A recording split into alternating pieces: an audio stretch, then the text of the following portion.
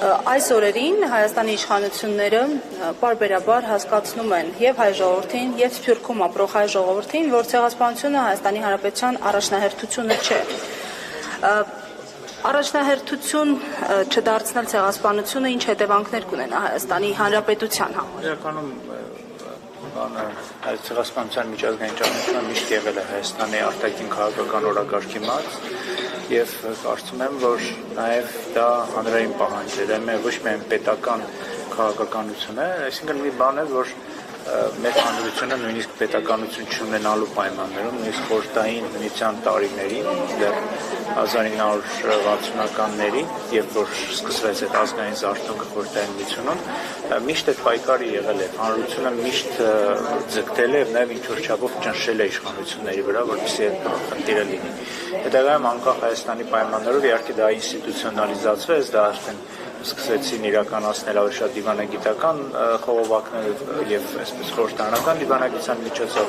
Եվ ինչ է մեզ ամեն ինչը պատմում, որպեսզի ցույց տան, որ իրականում սա միայն պետության ցանկության չի, որ դու կարող ես այս թեման բարձրաձայնես կամ չբարձրաձայնես։ Սա հանրային էլի կրկնում եմ հանրային պահանջ է եւ այդ հանրային պահանջին կշարունակվելու անկախ նրանից թե այսօրվա Հայաստանի Հանրապետության իշխանությունները ինչ առաջնահերթությունների իրենց համար կորոշեն։ Բացի այդ, ցեղասպանության ճանաչումը ի վերջո դա նաեւ մեր համայնքների, մեր Սփյուռքի հետ կապի ամենակարևոր միջոցն է եւ այս թեման հետապնդելով, այս թեման այսպես շարունակելով մենք նաեւ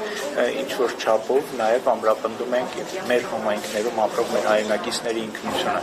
եւ դրանով կարծում եմ, որ այդ ցեղասպանության ճանաչումը շատ կարևոր գործընթաց է։ Նաեւ մի բան էլ կա կարևոր, որ այդ ցեղասպանության միջազգային ճանաչումը դա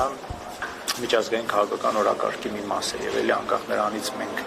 կհետապնդենք այս խնդիրը, թե չենք հետապնդի, այդ թեման միշտ լինելու է միջազգային քաղաքականության կարևորագույն հարցերից մեկը եւ ես համենայն դեպս կարծում եմ, որ մեր համար որպես պետություն շատ կարևոր է, որպեսզի դա լինի մեր հետաքրքրությունների շրջանակներում եւ մենք կարողանանք այս ցեղասպանության միջազգային ճանաչման միջոցով նաեւ մեր երկրի համար ստանանք որոշակի առավելություններ։ Սա է կարծիքով այն ինչ որ կարող եմ ասեմ այդ թեմայի շուրջ։ Պարոն Մարկյան, դուք պարբերաբար լինում եք նաև Սփյուռքում, դասախոսություններ եք ունենում, ամեն դեպքում տարբերությունը ասում են, որ նկատելի է, որովհետև Հայաստանի իշխանություններն ասում են, որ ջանք չեն խնայել նաև Սփյուռքում պարակտում մտցնելու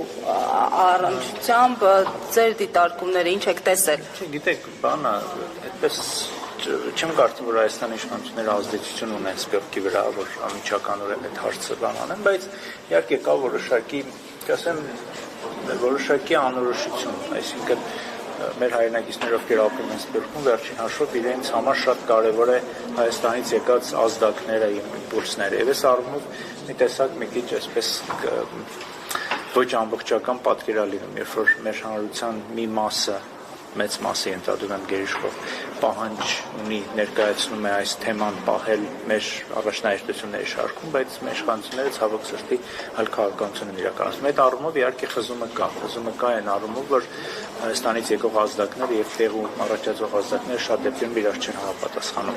Սա խնդրեմ է, որտեղ ես կարծում եմ, որ մեր նման երկրների համար, որը օրինակ նավթ չունի, մեծ ռեսուրսներ չունի, մեծ կշիռ չունի աշխարհաքաղաքական, Սփյուռքը այն կարևոր գործոններ, որը մեր երկիրը